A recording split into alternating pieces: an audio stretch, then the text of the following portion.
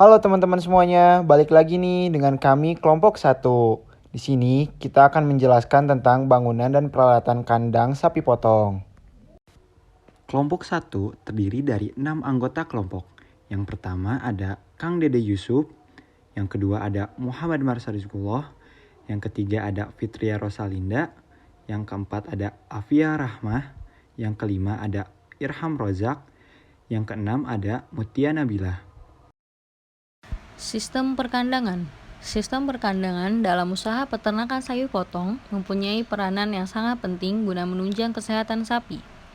Hal-hal yang perlu diperhatikan sebelum kandang dibangun yaitu yang pertama, fungsi yang paling mendasar untuk semua sistem perkandangan seperti menyediakan lingkungan yang sehat dan nyaman bagi sapi, menyediakan kondisi kerja yang sesuai dengan keinginan pekerja, mematuhi kode kebersihan yang berlaku, menyatukan kandang dengan tempat pakan dan sistem penanganan kotoran.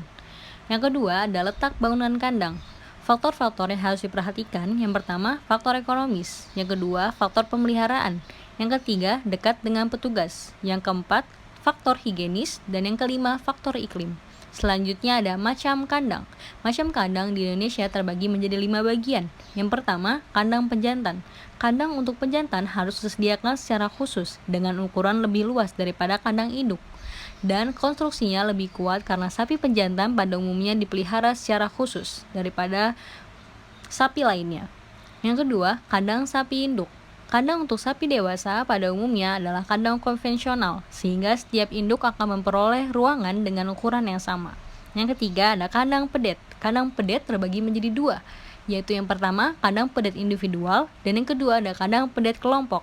Yang keempat ada kandang isolasi. Kandang isolasi yaitu kandang yang khusus untuk sapi-sapi yang menderita sakit.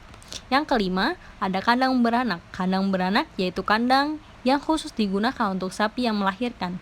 Hal ini bertujuan agar dalam proses kelahiran tidak mengganggu induk sapi yang lainnya dan sebaliknya. Selanjutnya ada tipe kandang. Tipe kandang terbagi menjadi 2. Yang pertama ada kandang tipe tunggal.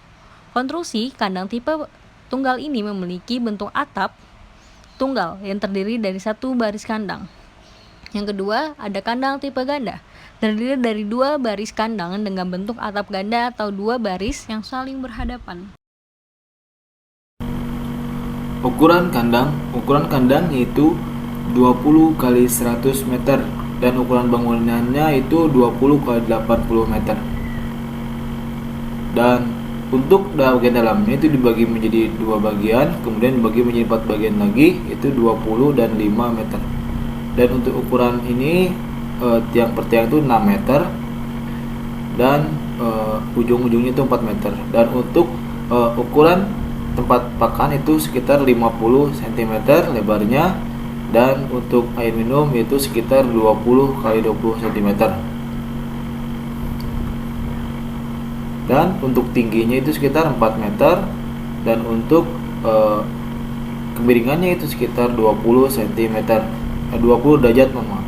Kemudian di sini ada untuk saluran pembuangan itu lebarnya sekitar 20 cm, dan untuk spit tank itu sekitar 2 meter.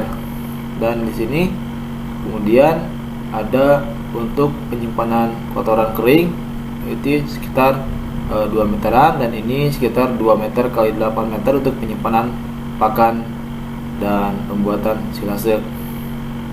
Dan kemudian di sini selanjutnya ada ukuran pembuangan yaitu 20 cm. Alat dan bahan kandang sapi. Pertama kita gunakan fondasi dan juga lantai yang dibuat dari beton, yaitu berupa campuran semen, pasir, dan juga air.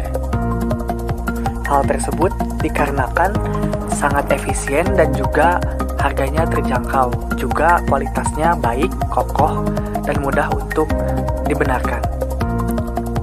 Nah, lalu bagian depannya atau teras saat pengunjung atau peternak masuk dapat digunakan paving block. Paving block sendiri sangat mudah untuk dipasang, dan juga jika ada kerusakan kita hanya perlu mengganti bagian yang rusak saja, tidak harus mengganti keseluruhan. Nah, selanjutnya dinding-dinding kandang kita menggunakan balok kayu. Balok kayu mudah dijumpai pada perkotaan maupun pedesaan dan juga dapat digunakan efisien, yaitu untuk dinding dan juga fondasi atap. balok kayu sendiri memiliki struktur yang padat namun ringan, harga terjangkau, dan mudah untuk ditemui.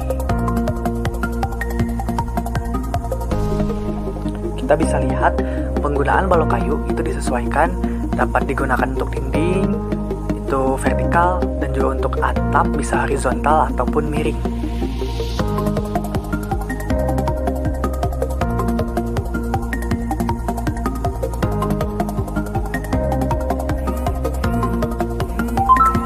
Selanjutnya, kita akan membuat bapakan yang digunakan dari beton juga.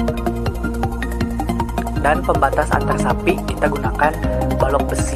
Hal tersebut karena balok besi dianggap lebih kuat dibandingkan balok kayu untuk menahan jika sapi marah atau sapi agresif.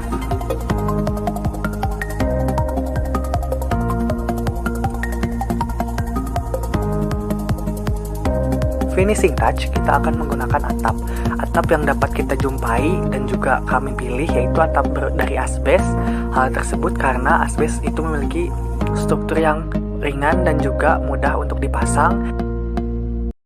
Lantai kandang. Macam lantai yang digunakan adalah lantai penuh atau di tembok. Adapun alasan penggunaan lantai tembok yakni memudahkan pembersihan serta baik untuk mencegah perkembangan penyakit menurut Kertasujana dan Supriyatna tahun 2010. Lantai kandang dibuat agak miring sekitar 5% agar urin mengalir dan memudahkan pada saat membersihkan sehingga kandang tidak becek. Untuk kandang lantai penuh atau tembok diusahakan agar ternak lebih sering exercise karena tembok yang keras dan bobot badan yang berat akan mengakibatkan kaki cepat lelah. Peralatan yang pertama yaitu ada skop. Skop dipergunakan untuk mengambil atau membuang kotoran ternak, membuang limbah padat yang ada di lingkungan sekitar kandang. Di samping itu, peralatan ini juga dapat dipergunakan untuk mengaduk atau mencampur pakan konsentrat. Selanjutnya yaitu tempat makan dan minum. Tempat pakan pada umumnya dibuat atau dipasang secara permanen di sisi kandang. Tempat pakan dapat dibuat dari bahan beton. Tempat minum hampir sama dengan tempat pakan, baik dalam pembuatannya maupun bahan yang digunakan untuk membuatnya. Tempat minum penempatannya biasanya berdekatan dengan tempat pakan. Pada saat membuat tempat minum diusahakan sedemikian rupa sehingga mudah untuk dibersihkan. Yang ketiga terdapat selokan. Selokan merupakan saluran pembuangan kotoran limbah padat maupun cair yang terletak di belakang kandang ternak. Ukuran selokan dapat disesuaikan dengan kondisi kandang tersebut. Ukuran selokan yang biasanya digunakan pada kandang individu yaitu berukuran dengan lebar 30-40 cm dan kedalamannya sekitar 5-10 cm. Yang keempat yaitu kereta dorong yang dapat difungsikan untuk mengangkut pakan konsentrat, kotoran atau limbah padat ke tempat pembuangan limbah. Yang kelima yaitu terdapat timbangan.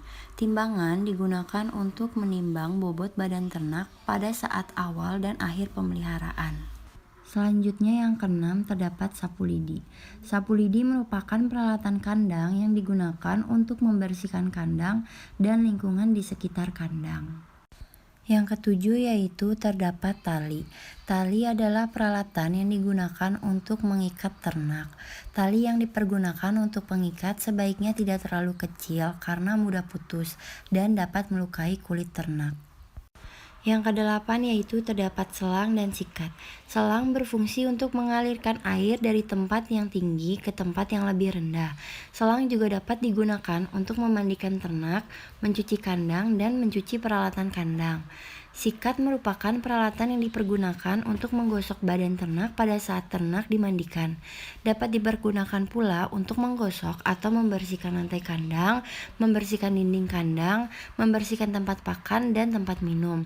Sikat sebaiknya terbuat dari bahan ijuk ataupun nilon. Cukup sekian penayangan video dari kami. Terima kasih. Berikut ini merupakan sumber-sumber video dari kelompok kami.